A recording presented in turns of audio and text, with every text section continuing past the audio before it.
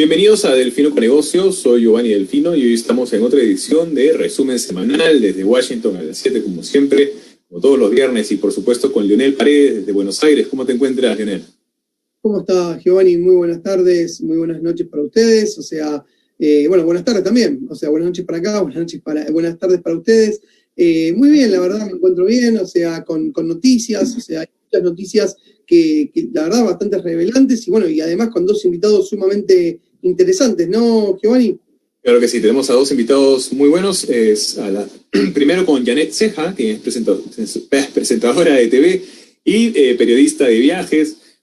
Además tenemos a Edwin Bustamante, socio fundador de la firma Bustamante y Abogados, especialista en litigio criminal, con quien hablaremos un poco sobre la situación que está atravesando la presidencia en el Perú, que se le está acusando al presidente Vizcarra de un caso de corrupción durante la época en la que ejerció funciones como gobernador en uno de las regiones, en la región Moquegua, si no me equivoco. Pero vamos a ver rápidamente las noticias más importantes de la semana. Tal cual. ¿Lionel? ¿Que empiece yo? Perfecto. Argentina. Bueno, la empresa Puma va a invertir $400 millones en una planta en la provincia de La Rioja. La provincia de La Rioja está al norte de la Argentina, para quien no se ubica, y bueno, esto obviamente permitirá, atraer mucho más fuentes de trabajo y, desarrollar productos acá en el país y también poder, desde la Argentina, poder exportar a países limítrofes, obviamente, la producción. Creo que es una muy buena noticia. Por otro lado, Argentina y su oportunidad para ser un polo innovador global, la estrategia que deberá seguir el país según el New York Times. Un columnista del New York Times, Thomas Friedman, es lo que habló en el coloquio de ideas acá en la Argentina, que se está llevando a cabo. Hoy es el último día, es un coloquio donde participan los CEOs de las empresas más importantes del país. Lo inaugura generalmente el presidente de la nación, y bueno, el periodista y columnista del New York Times dio una charla y lo que dijo fue que Argentina debe ser un polo innovador global para poder salir de esta crisis que Argentina está cada día más sumergida. Así que, creo que... Totalmente de acuerdo, así es. Y pues vamos también con Estados Unidos, donde el jefe de la CDC, Fauci, anunció esta mañana la posibilidad de mantener las medidas de bioseguridad hasta el 2022. Esto dado a que todavía la llegada de la vacuna va a tomar hasta fin de año y implementarla a la población, hacerla llegar a la población, va a tomar mucho tiempo.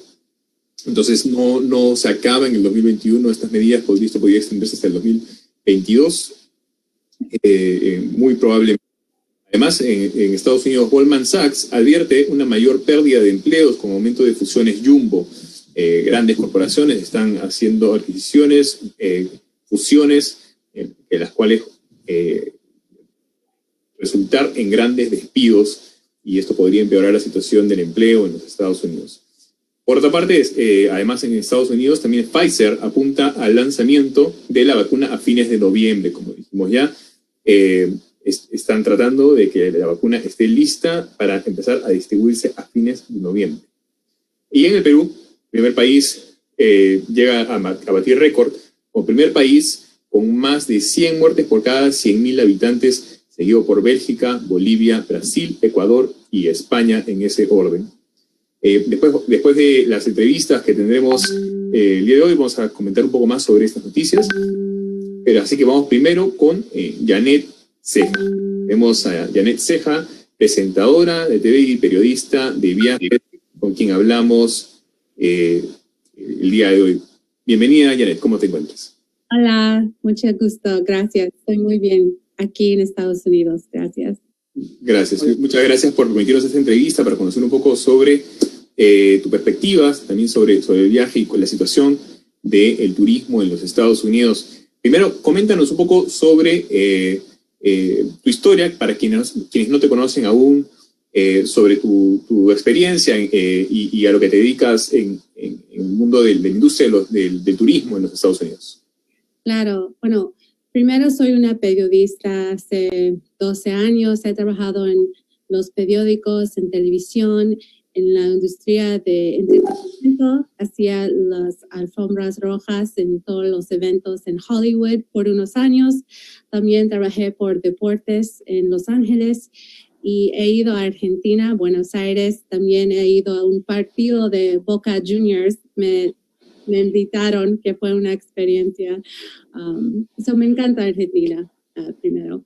Y tengo mucha experiencia cubriendo esta industria de turismo y de viajes. He visitado a 60 países hasta la fecha, y el último país que visité fue en marzo. Fui a Egipto y fue la última viaje que he hecho este año.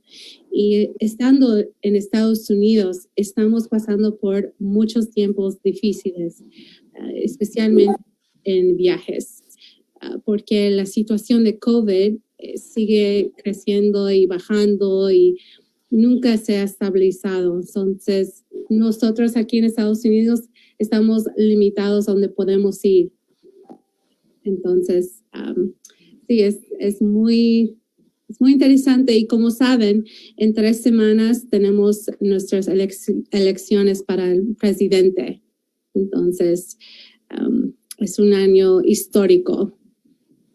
Janet, con tu experiencia, obviamente, bueno, el turismo y bueno, o sea, de tantos años, me gustaría, cuando, bueno, tu último viaje que decís que fue a Egipto, cuando vos llegaste a los Estados Unidos, en Estados Unidos siempre estuvieron los vuelos abiertos, nunca se cerraron como aquí en Argentina y en Latinoamérica. Lo que fue el verano para ustedes allá, ¿cómo fue el movimiento del turismo? ¿Se incrementó? ¿Bajó? Me gustaría que bueno, nos puedas, obviamente, explicar un poco cómo... Claro, yo regresé de Egipto en primera semana de marzo.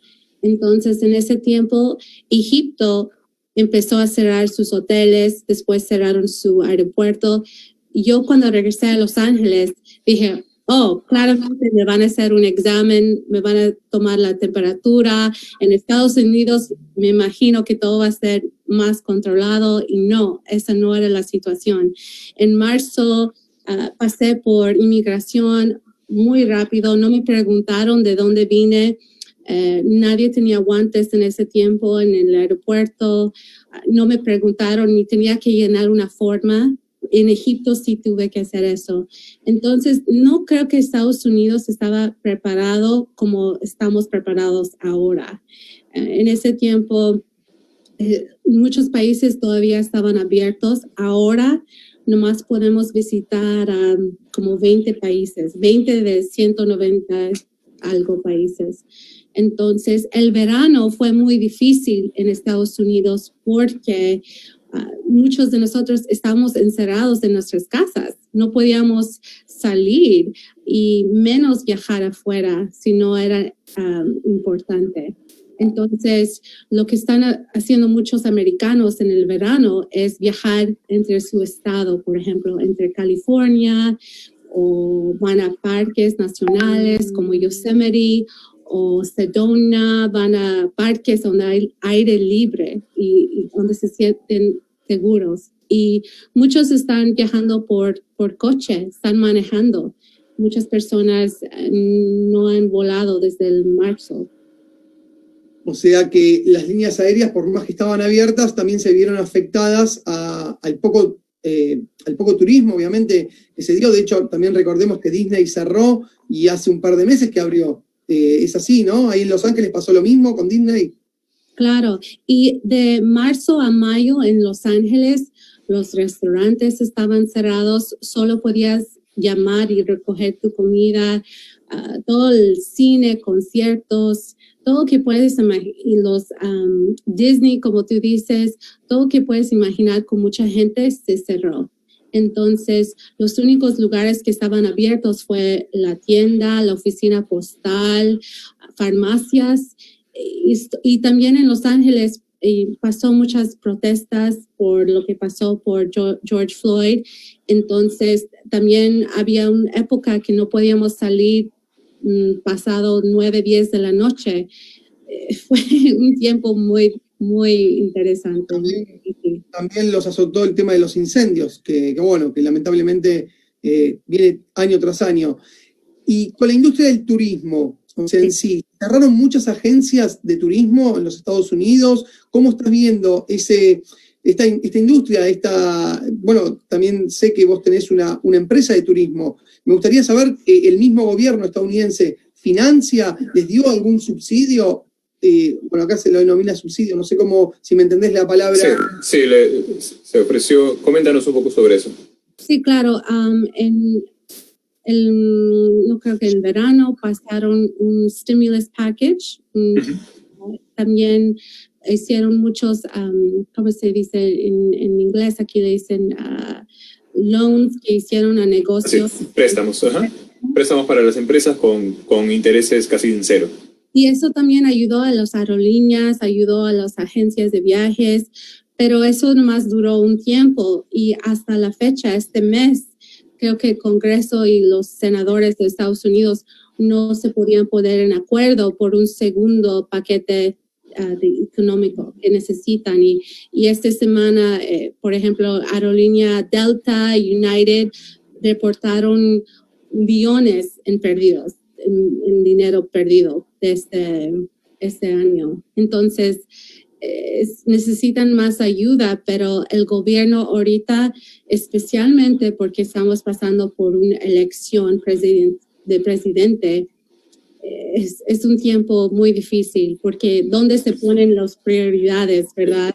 Sí, recordemos que, claro, que actualmente se está congelando las negociaciones en el Congreso para sacar un nuevo paquete de estímulos hasta después de las elecciones, a pedido del presidente Trump, que no quiere que se continúen con las negociaciones hasta después él dice, hasta que después que él gane las elecciones, ¿no? Entonces, pero coméntanos, ¿y cómo ves que, digamos, desde tu perspectiva personal como empresaria, empresaria en la agencia, en el tema de agencias de viajes, cómo ves que se perfila la industria de aquí al 2021? ¿Cómo ves que pueda avanzar la industria del turismo al 2021? Bueno, yo sigo optimista. Y yo creo que la gente, especialmente en Estados Unidos, como hemos estado encerrados en nuestras casas, estamos trabajando de nuestras casas, muchos de los estados, las escuelas es virtual, hasta las universidades. Entonces nos sentimos como queremos viajar más que nunca. Yo creo que el próximo año, en 2021, americanos van a viajar más que este año. Yo creo que el final de 2020 va a seguir igual. Yo creo que, por ejemplo, lo que está pasando con la elección, muchas personas están esperando que pase esto antes de viajar, por ejemplo, por la Navidad o por Año Nuevo. Pero lo que he notado es muchos americanos están viajando a México, por ejemplo, a Cancún, a Tulum, a Cabo San Lucas, a la Ciudad de México. Es cerca, pero no es en Estados Unidos y se pueden llevar a su familia. Ahorita Canadá todavía está cerrado a americanos. Entonces muchos americanos se van a México. Muy bueno. Cuando van a México, se van de turismo porque se sienten más seguros en México que en los Estados Unidos por miedo al contagio. Me imagino que un poco de los dos. Porque México, lo que he escuchado, y mi hermana fue a Tulum hace un tiempo, me dijo que en los hoteles todos están usando máscaras, te están tomando la temperatura.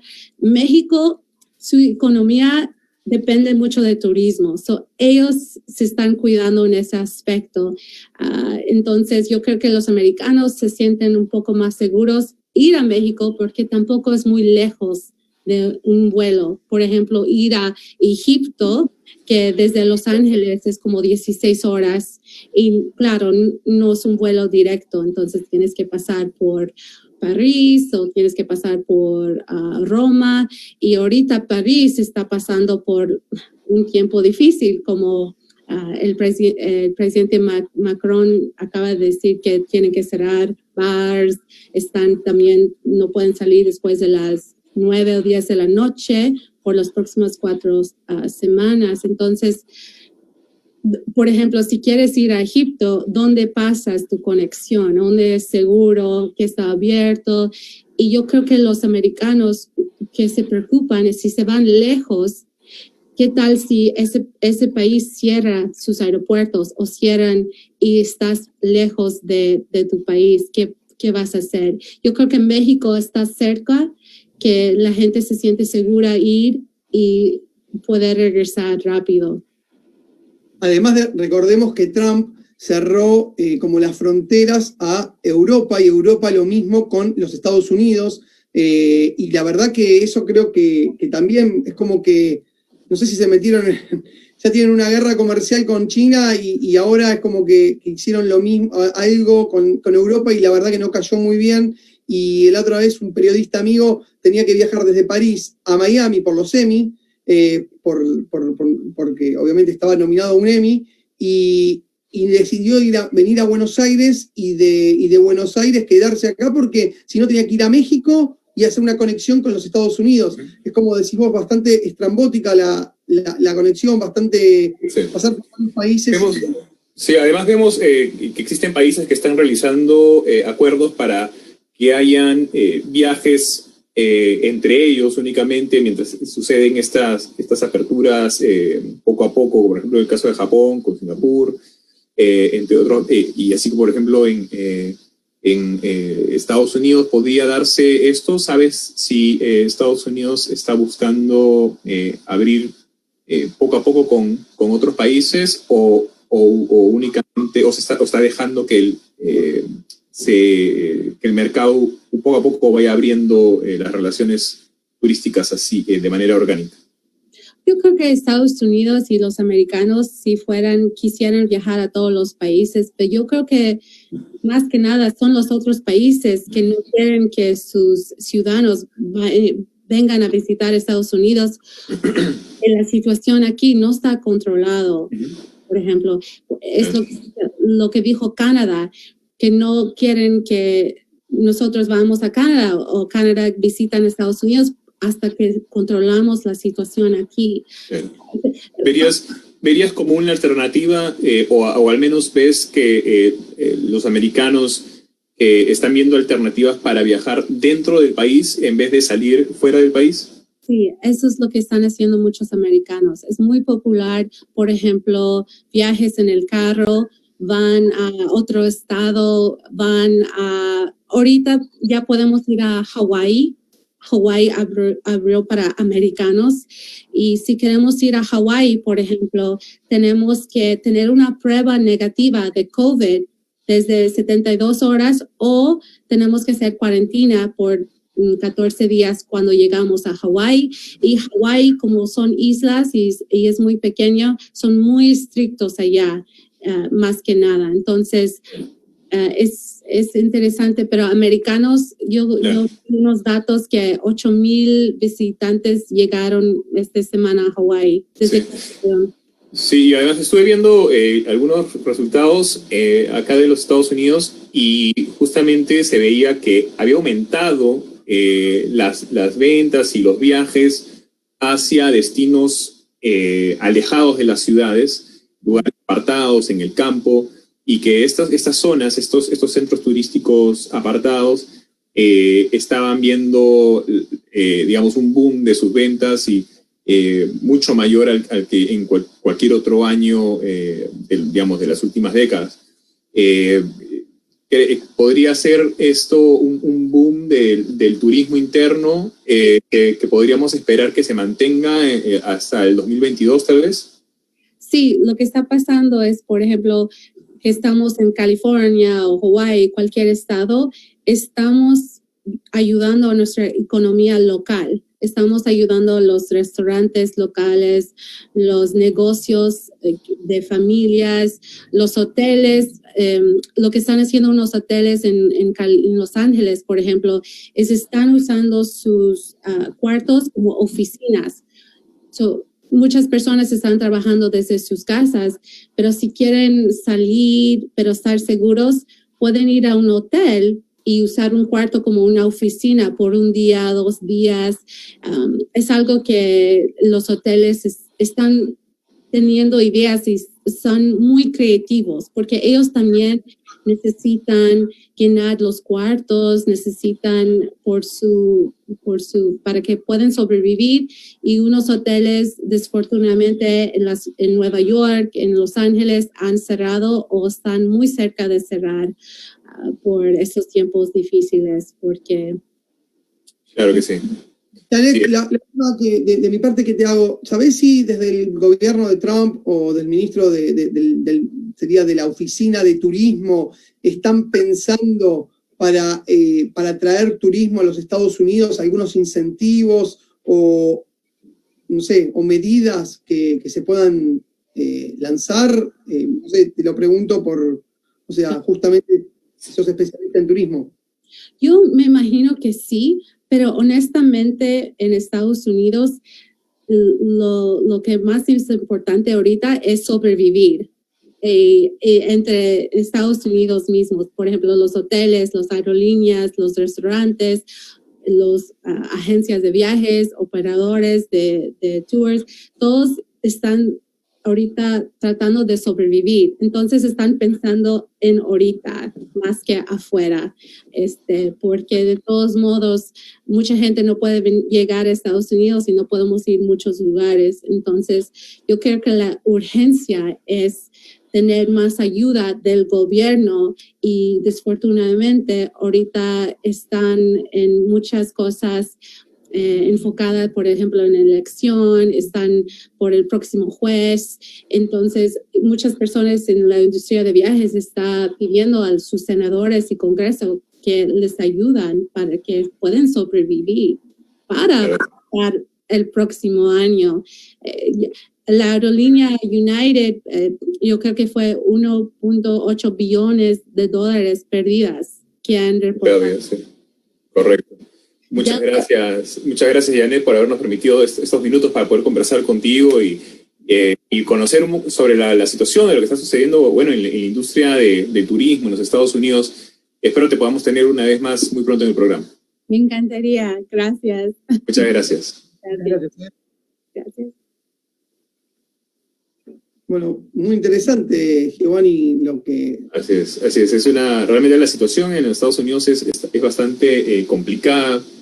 Estamos viendo una situación en la cual, por ejemplo, en Marriott, en la que se encuentra su headquarters, su oficina central global en el estado de Maryland, por ejemplo, que tuvo que despedir una gran parte de sus empleados en estas oficinas por supuesto, en hoteles a nivel en todo el mundo, ¿no? Y que poco a poco de reabrir y para retomar las operaciones. Mira, una noticia que te quería contar que pasó hoy en la Argentina, que por eso le preguntaba a Janet a ver si había algo así parecido. Aquí el gobierno está estimulando, bueno, acá se van a venir las vacaciones de verano, entonces estimula con un bono de 20.000 pesos argentinos a gente que quiera viajar por dentro del país y pueda contratar hoteles, bueno, tours, etcétera, etcétera. Por eso yo le preguntaba a Janet si Trump no había hecho lo mismo en el verano, porque por más que la gente se traslada en auto de estado a estado, podría haber incentivos para que acá hay empresas de turismo muy grandes que están cerrando, que ya están quebrando porque ya 7 meses cerrados estuvieron. O sea, por eso la pregunta. Y creo que, bueno, como dijo ella, hay que reinventarse y tratar de sobrevivir, pero está bueno que el Estado pueda apuntalar a estas pequeñas y grandes empresas, porque, o sea, está el Estado como madre, sería como sí, como madre, como que los tiene que contener prácticamente. Así es, bueno, vamos a esperar qué medidas van a realizar, como dijo ya también Janet, que ahorita todo está paralizado en el gobierno con el tema de las elecciones presidenciales, además el nombramiento de la nueva jueza de la Corte Suprema, que también es un suceso muy importante y complicado a la vez. Pero vamos rápidamente con nuestro segundo invitado, con quien también hablaremos de un tema muy complicado que está sucediendo en el Perú. El Perú sabemos que está atravesando una situación principalmente con el tema del COVID, ¿no? Es uno de los países, sino el país con mayores casos de muertes, se encuentra en el tope, con mayor caso de muertes por cada 100.000 habitantes, con más de 100 muertes por cada 100.000 habitantes.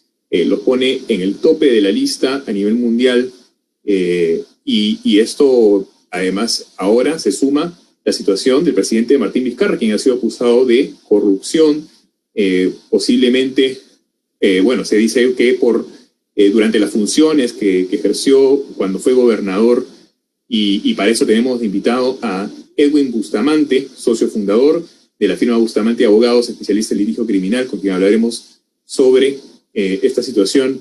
Bienvenido, Edwin, ¿cómo te encuentras? Edwin, ¿nos oyes?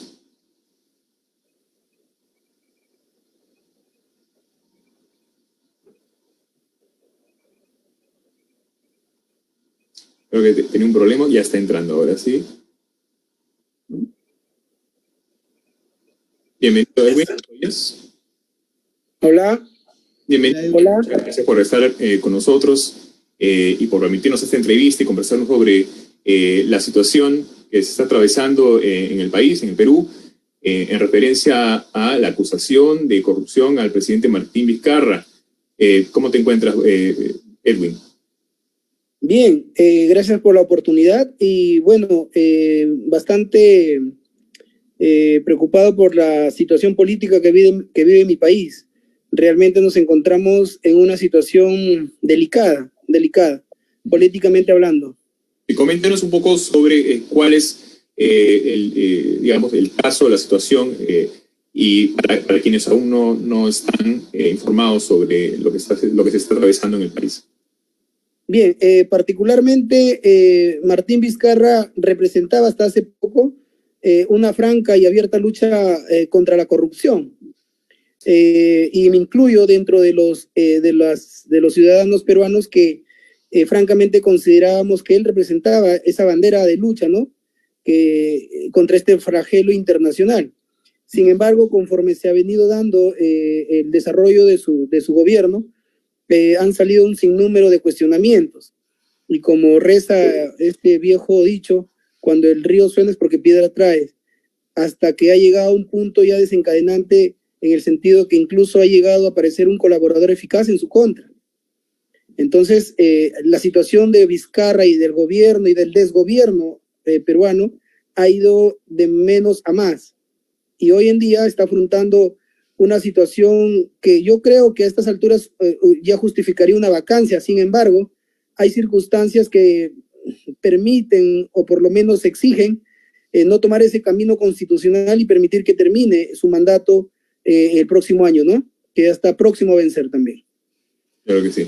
Y coméntanos un poco cuáles, digamos, estas pruebas que se están tratando de presentar, porque además recordemos que el presidente Vizcarra dice que se está combinando una suerte de confirmaciones de gestiones que, digamos, de viajes que se coordinaron para traer funcionarios de Bolivia con supuestas recibos de desembolsos de dinero que fueron otorgados al presidente Vizcarra, y que no existen realmente pruebas que lo puedan, digamos, inculpar en ese sentido, algo que realmente que se pueda demostrar que el presidente haya recibido esos fondos. Coméntanos un poco de esa situación. Sí, en principio debemos precisar algo para ser completamente fieles a la fuente de información. Lo que lo que estoy comentando es en función de las informaciones hechas por fuentes periodísticas serias, responsables de investigación aquí en el Perú, y que están corroboradas con los documentos oficiales, fiscales, ¿no? Documentos fiscales. Y ese es uno de las críticas que ha hecho ahora el presidente de cómo es que se ha filtrado esa información. Bueno, y la información es esa, y esa información y sirve. Y más aún si se trata de una situación tan delicada como la situación delictiva, presuntamente delictiva del mandatario nacional, ¿no? Entonces, lo que hoy en día hay es lo siguiente, ¿no? Que se le está imputando por un delito de corrupción, justamente en su época de gobernador regional. Entonces, específicamente en un proyecto de irrigación parecido al proyecto de irrigación, por ejemplo, en Olmos, Lambayeque, Chavimochic en La Libertad, que básicamente buscan de dotar de recursos hídricos para generar producción agrícola en tierras eriazas, que básicamente son arenales inmensos, y que a través de estos proyectos hídricos se busca mejorar el nivel de producción y de exportación agroindustrial.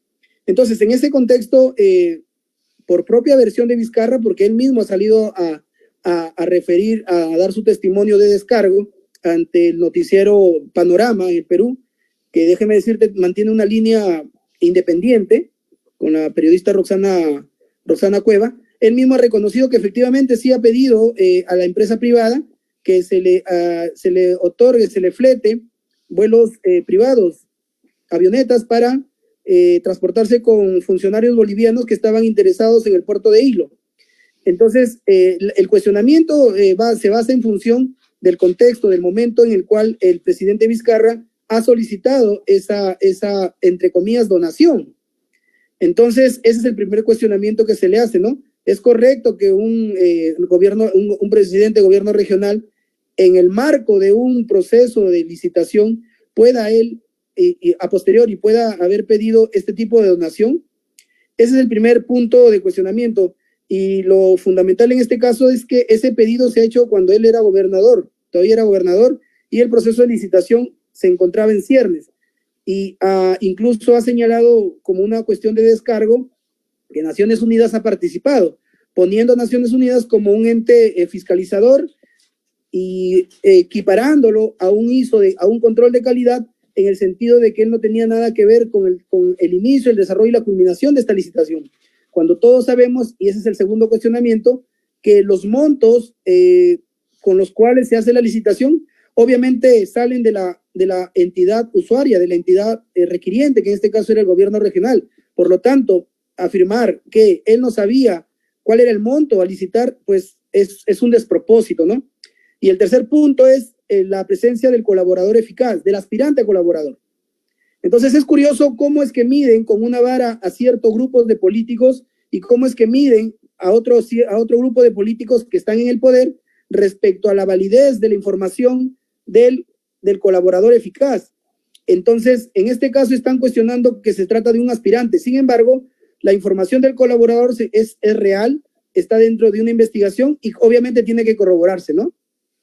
¿Sería suficiente, en base a su experiencia, abogado, cuáles serían suficientes pruebas para abrirse un caso al presidente Martín Vizcarra, y de ser así sería luego de salir de funciones como presidente?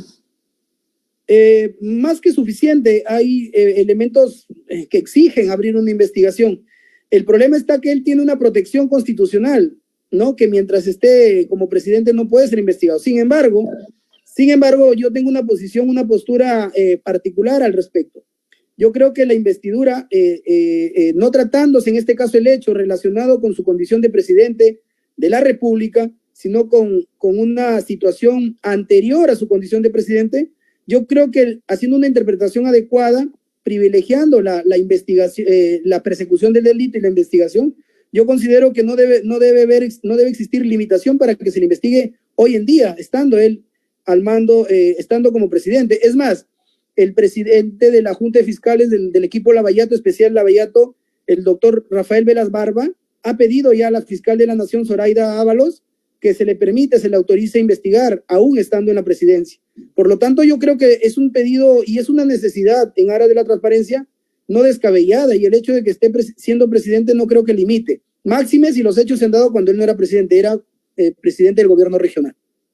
Edwin, Lionel Paredes desde Buenos Aires, te hago una pregunta, un gusto. Muy interesante lo que estás diciendo y es verdad, no tendría por qué oponerse a que se le haga una investigación, o sea, porque creo que estamos todos ante la ley y nos pueden investigar. ¿Qué punto, o sea, qué posición toma la oposición del gobierno de Vizcarra? ¿Presentaron ante la justicia pedidos? O sea, me gustaría saber tu opinión. Definitivamente aquí tengo que precisar que mi participación es eminentemente técnica, penal.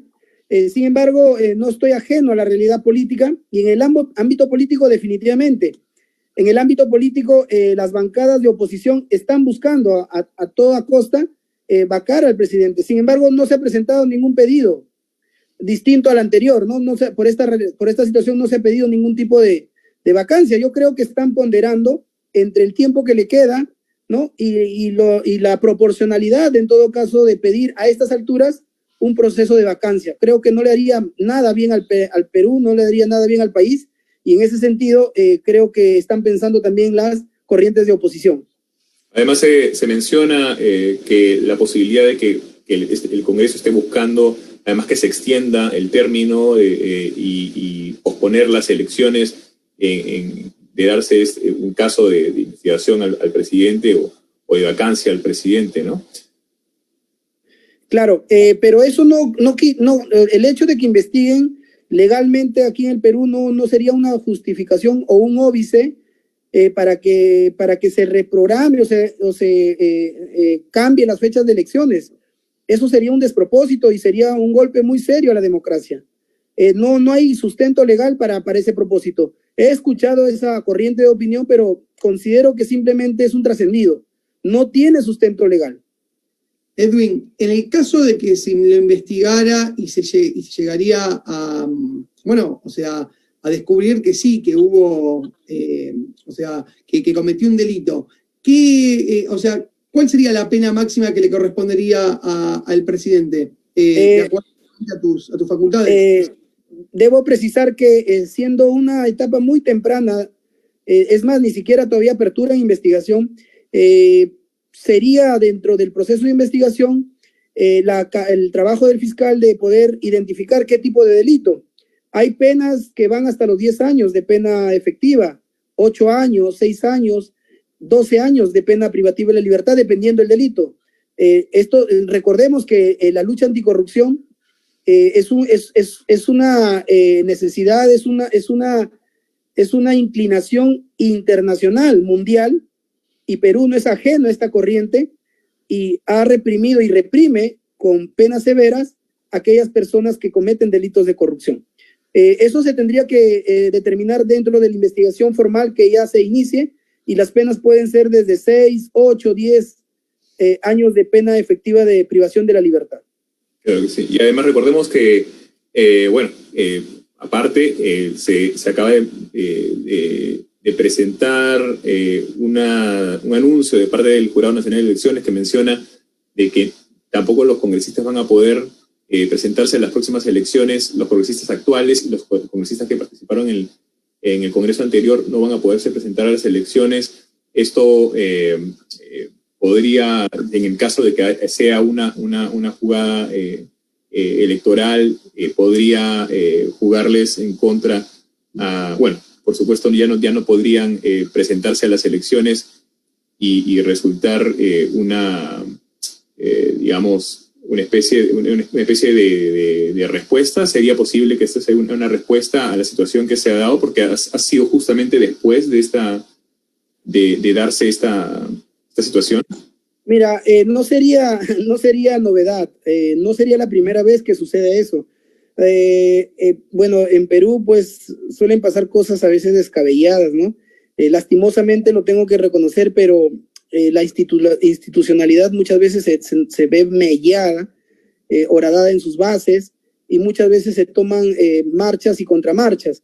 y es un claro ejemplo en el Jurado Nacional de Elecciones peruano, en la que en un primer momento, por ejemplo, en tiempos anteriores se prohibió la reelección, pero luego a través de acciones de amparo, a través de acciones legales, han logrado revertir y han permitido la participación. Entonces, no sería novedad que suceda lo que tú planteas, ¿no? No sería novedad. Edwin, también hoy en la mañana leía en el Comercio de Perú que lo que decías recién vos, que Naciones Unidas contradice la adjudicación de obras del presidente Vizcarra, o sea que prácticamente las Naciones Unidas se está promulgando, o sea, me parece que eso no es, o sea, los jueces y los fiscales del Perú no lo tendrían que dejar pasar, o sea, se está promulgando efectivamente. Efectivamente, quienes hacemos derecho penal, quienes litigamos y tenemos experiencia en litigio penal, criminal y en materia de corrupción de funcionarios, eso se llama un indicio de mala justificación, porque su afirmación con la cual justificaba su obrar, su actuar, el desconocimiento del punto fundamental que era el monto del monto de la licitación, que señalaba que era este organismo internacional el encargado, ya lo desmintió. Sin embargo, esa acción de desmentir tiene que estar dentro del proceso penal. Una vez que se inicie, tendrá que incluirse los informes, las declaraciones de los responsables, para que pueda construirse una teoría del caso fuerte, sólida, y que yo lo veo bastante sólida, y que posiblemente, muy probablemente, el señor Vizcarra, luego de terminar su mandato, pueda terminar bajo las rejas, ¿no? Si es que no pasa nada anormal, ¿no? Edwin, la última de mi parte, ¿cómo está la opinión pública en Perú con este caso? ¿Cómo ves la opinión pública, la gente? ¿Cómo ves? Como te digo, el termómetro popular está muy caldeado, hay opiniones muy contrarias, hay una corriente que busca que lo saquen a toda costa, ¿no? Que lo vaquen, o que él renuncie por incapacidad moral, con el antecedente de Fujimori, ¿no? Sin embargo, hay otra corriente de opinión que indica que no, es apresurada esa situación y que sería más saludable dejarlo terminar su mandato para que pueda, en transición, hacer las elecciones y poder venir un nuevo gobierno y ahí ya iniciarse las investigaciones correspondientes. Y además recordemos que estamos en una situación bastante complicada con el coronavirus, y vacar al presidente en ese momento podría complicar aún más las cosas que de por sí ya están bastante complicadas en el Perú. Muchas gracias, abogado Edwin Bustamante, por permitirnos estos minutos para poder conversar con usted, y espero lo tengamos una vez más muy pronto en el programa. Encantado, a su disposición, y particularmente considero que Vizcarra merece salir de la presidencia. Se ha mostrado que es un mentiroso compulsivo y ese nivel de moralidad no se puede permitir en el mandatario. Sin embargo, a pesar de esta situación evidente, creo que debe dejársele terminar su mandato para que convoque elecciones y iniciarse su investigación desde ahora mismo. Muchas gracias, a su disposición cuando ustedes lo requieran. Buenas tardes. Muchas gracias. Tal cual, Giovanni, me parece que algo fundamental que dijo el doctor, que ante un país democrático, más allá que la persona puede llegar a ser culpable o inocente, tiene que terminar su mandato y, te guste o no, a la población, tiene que terminar su mandato para que realmente sea un país democrático, que no está bueno, y más como lo dijiste vos. Además, tan cerca a la fecha de elecciones. Estamos tan cerca y en una situación en la que no conviene al país que se haga una especie de vacancia en esta situación, ¿no? Nosotros lo vivimos en Argentina varias veces y te digo que no es lo mejor. El político, el representante del pueblo tiene que terminar su mandato tal como dice la ley de cada país, y porque fue por un voto popular, porque justamente la gente lo eligió. Y además no amerita la situación para vacarlo, ¿no? No ha sucedido ni en este término, ni es causal suficiente para muchos analistas hasta el momento que se han presentado, ha presentado sus opiniones profesionales. No amerita una vacancia el caso actual. Pero vayamos rápidamente a hablar sobre Argentina, que bueno, vemos dos noticias muy importantes. Uno, habíamos mencionado, Puma invertiría casi 400 millones de dólares para incrementar su producción en La Rioja y abrir 2 nuevos locales, pero además en Argentina hace una oportunidad para hacer un polo innovador global, la estrategia que debería seguir el país, según el New York Times. ¿Cómo tú ves la perspectiva desde Buenos Aires? ¿Crees que el gobierno actual podría hacer, o cuál es la opinión popular en la Argentina? ¿Podría convertirse Argentina en un polo innovador global? Mirá, Giovanni, como bien sabemos, o sea, y acá en Argentina tiene mucho potencial para convertirse en un polo global mundial, y más de tecnología, hay muy buenos programadores, muy buenos desarrolladores de software. Lo que pasa es que, te digo la verdad, Argentina tiene un problema, que el problema es, ayer mismo el fisco de la Argentina y el Banco Central están regulando mucho las importaciones, las están cerrando. Entonces uno se pregunta, si vos cerrás las importaciones, ¿cómo querés abrir tus exportaciones? A cualquier país del mundo le pasaría.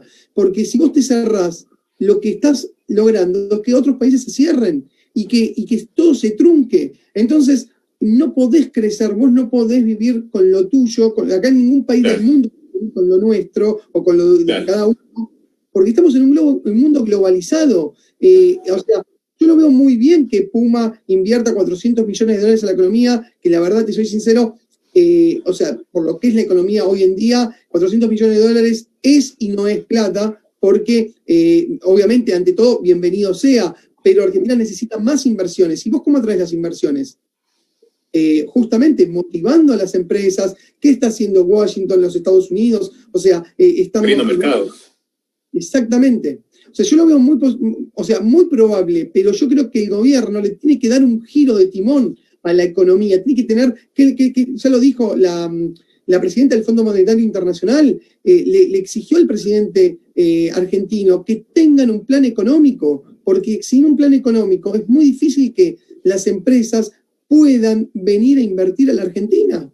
Hoy estaba hablando con una empresaria, una pyme, una pequeña y mediana empresa, que te lo contaba fuera del aire, que estábamos charlando, y me decía que estaba viendo seriamente, ella tiene una filial en los Estados Unidos y una filial en la Argentina, y estaba viendo seriamente en mudar su planta a los Estados Unidos, ella es muy defensora del producto argentino, un producto innovador, el diseño argentino, pero me estaba haciendo una comparación, y te lo traigo acá a colación para que lo analicemos juntos. Fíjate, ella compra las telas acá en Argentina a diseñadores argentinos y le sale $14 el metro, cuando si lo compraría en China le sale $2. Y si produciría en Estados Unidos, las telas le saldrían $4 más, obviamente, la mano de obra y el taller, pero tranquilamente vendería mucho más económico a la cantidad de impuestos que aplica Argentina.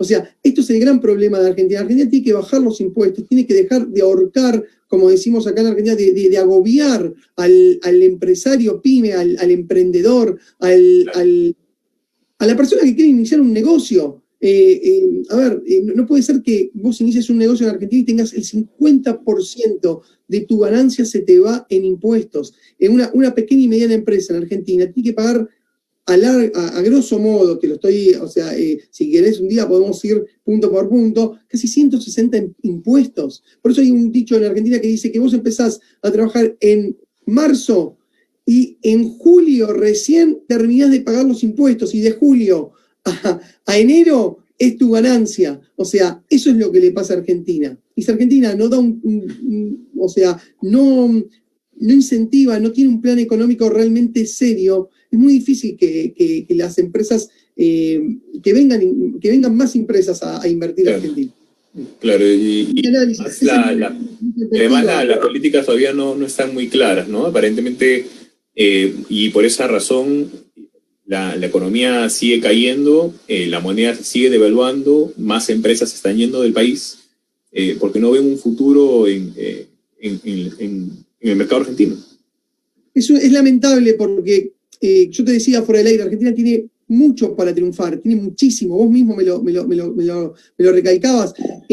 es triste, pero también yo creo que soy optimista y creo que esto va a cambiar. De hecho, en los programas que le siguen, vamos a tener muchos empresarios importantes de Argentina que tienen filiales en el mundo y también nos pueden dar, obviamente, su perspectiva, obviamente. Como decías, yo creo que Argentina tiene un gran potencial para convertirse, como dijo ya investigación, este columnista Thomas Friedman de New York Times, en convertirse en claro que sí, un polo innovador global, ¿por qué no? Especialmente en lo que es en la economía digital, telecomunicaciones, como decías ya. Pero, ¿cómo pueden hacer esto si, como tú siempre nos dices, ¿no? Dan un paso para adelante, pero luego dan 2 pasos para atrás, ¿no? Justo analizábamos hace una semana o 2 semanas atrás una noticia de la Argentina en la cual decían que iban a sacar una medida para incentivar la industria del software, la industria digital, pero a la vez el mismo día teníamos la noticia de que se iba a implementar una moneda para lo que son los videojuegos para poderle cobrar impuestos para los videojuegos, ¿no? Entonces, dan un paso para adelante, pero dan 2 pasos hacia atrás. En ese sentido, si cada vez más regulaciones e impuestos a todas estas industrias en vez de permitirlas crecer y desarrollarse en el país. Aparte, Giovanni, tienen, vamos a ver si podemos traer a funcionarios del gobierno y poder analizar juntos esto, porque la verdad que la idea son críticas constructivas, nunca es para hacer críticas porque sí, la idea es justamente sumar y que la audiencia se lleve algo alentador y algo que les pueda servir. Pero fíjense esto, Argentina lo que tiene es, por un lado, tiene muy buenos programadores, muy buenos profesionales, pero por otro lado, hace esto, estas medidas que ellos lo que tienen en mente, hablando así con fuentes de gobierno, es como que ellos no quieren que haya muchas importaciones, porque claro, se van dólares, pero importar es muy beneficioso para un país. Ejemplo, si Argentina no importaría, no tendríamos autos, porque los componentes de los autos se importan porque no los hacemos acá en Argentina. Ustedes también en Estados Unidos pasa lo mismo, en todos los países. Hay componentes, insumos para la industria alimenticia, para la industria tecnológica, para la industria de diferentes estilos, se importa. Otra cosa es importar el insumo, darle valor agregado y volverlo a exportar, que eso está bueno. Por eso no está mal importar. Sí, claro, obviamente, todo a su cuidado. Si Argentina es en tiene una industria muy buena en calzados. Tiene que estar alineada al plan, ¿no? El plan, ¿cuál es el plan? ¿Hacia dónde vamos? Vamos a una economía donde queremos incentivar el desarrollo de la economía digital, de telecomunicaciones. Entonces, tenemos que dejar ciertas cosas para poder incentivar otras, ¿no? Y hacia ahí apuntar, ¿no? Tal cual, exactamente.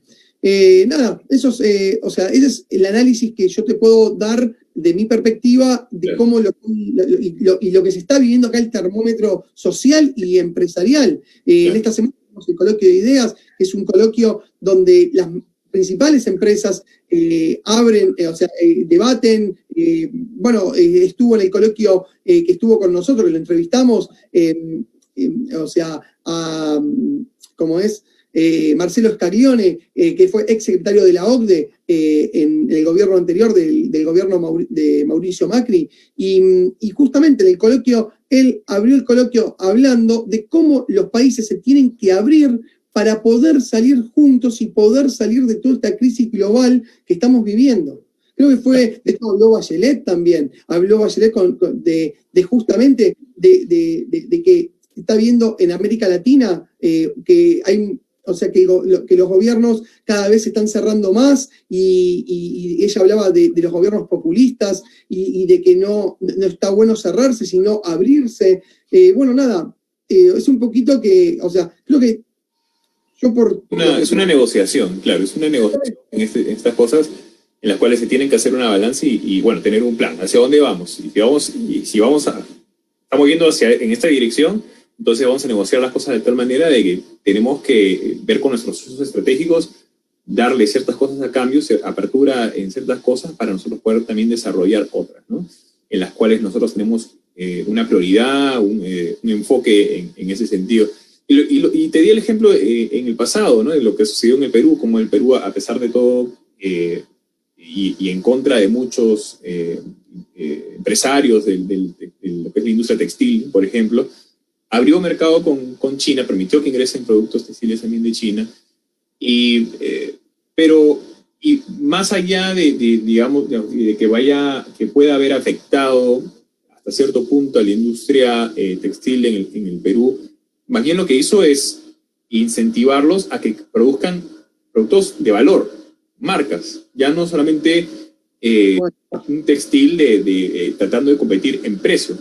Ya no puedes competir con precio. Entonces lo que tienes que hacer es competir con valor, ¿no? Un producto de mayor calidad, un producto con marca, con prestigio, diseño, ¿no? Entonces ahí es donde entra ya una competencia distinta que además conviene a la industria peruana, porque ya no estás tratando de competir con bajos márgenes y por el contrario estás desarrollando márgenes más altos de ganancia. Tal cual, Giovanni. De hecho, Perú es muy fuerte textil.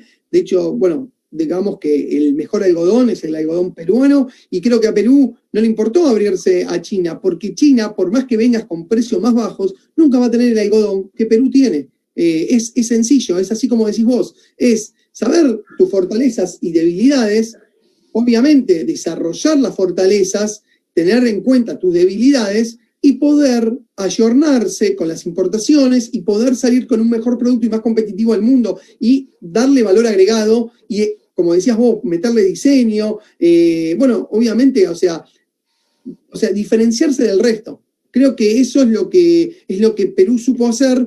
Y bueno, hoy en día estamos viendo Pro Perú, es impresionante la cantidad de ferias virtuales, o sea, que está desarrollando hoy en día, y la verdad que me impacta. Ahora estaban desarrollando una feria del plástico, de la industria plástica en el Perú, que tuvo muy, muy buenos resultados por lo que estuve viendo. Así que bueno, llegamos al final del programa. Espero que haya sido un programa de provecho para todos ustedes. Déjanos sus comentarios, sus mensajes. Síganos en Facebook y en YouTube y regístrense en nuestra página de finoconegocios.com, donde pueden tener no solo acceso a todas las noticias que les damos día a día, sino además acceso a contenido exclusivo a través de nuestra plataforma para todos los que son miembros y digamos en esta plataforma que es diseñada para todos ustedes y que recibimos sus comentarios para seguirla mejorando y seguir desarrollando algo de valor. Como decíamos ya hace unos momentos, nosotros que estamos buscando desarrollar un contenido que les traiga beneficios, que los ayude a desarrollar sus negocios y en la toma de decisiones de todos los empresarios y emprendedores en Latinoamérica y en los Estados Unidos. No sé si, Dionet, ¿quieres agregar algo más? No, los esperamos el miércoles que viene con un programa sumamente nutritivo. Les puedo adelantar quién va a estar. Va a ser un programa diplomático, porque nos va a visitar la embajadora de Israel en Argentina, y en el segundo bloque lo vamos a tener al embajador de Inglaterra aquí en Argentina, que ya ellos están 4 años y los van rotando, y bueno, Mark Kent, que es el embajador de Inglaterra en la Argentina, ya prácticamente está dejando su ciclo acá en la Argentina, un muy excelente ciclo, y este embajador, Giovanni, vos sabés que cambió la forma de ver, de que el público vea a los embajadores como alguien intocable, alguien inalcanzable. Este embajador, yo siempre le digo el embajador 2.0, porque se metió en las redes, interactúa con la gente, es impresionante. El Twitter está prácticamente, no te digo todo el día, pero está muy activo en Twitter, y está buenísimo porque son embajadores que son muy humanos, y eso creo que está bueno. Está bueno porque la gente justamente interactúa con ellos, abre las embajadas. Mark Kent en Argentina abrió la embajada de Inglaterra. Acá se festeja el Día del Niño el año pasado. Lo que llamaríamos una diplomacia más horizontal, digamos. Exactamente. O sea que hizo todo un festival temático con Harry Potter y era, bueno, ¿sabes qué lindo que fue? Y me parece que eso está buenísimo. Y les enseñaba a los chicos el rol del diplomático. Y la verdad que, bueno, creo o sea, espero que les guste, creo que va a ser un lindo programa. Claro que sí. Así que los esperamos el día miércoles con más información y unos invitados de lujo. Y este domingo, además, quiero recordarles a todos los bolivianos, les deseamos suerte en estas elecciones. El domingo se celebran las elecciones en Bolivia y en muchas partes del mundo se abren también las ánforas para los ciudadanos que viven en el exterior. En el caso acá de Virginia también, y en muchos otros estados del país se están abriendo las elecciones el día domingo. No se olviden, vayan, voten, no dejen de votar. Ojalá que transcurre todo. El país está en sus manos. Y ojalá que transcurra las elecciones en paz, tranquilidad y que, bueno, que el pueblo pueda elegir libremente. Así es, y si quieren saber información sobre a dónde ir a votar, pueden encontrarlo en nuestra página delfinoconegocios.com. Tenemos una barra sobre las elecciones de Bolivia donde pueden darle clic y ver el listado de dónde les toca votar, dependiendo a la jurisdicción a la cual pertenecen en cada estado del país. Así que los esperamos el día miércoles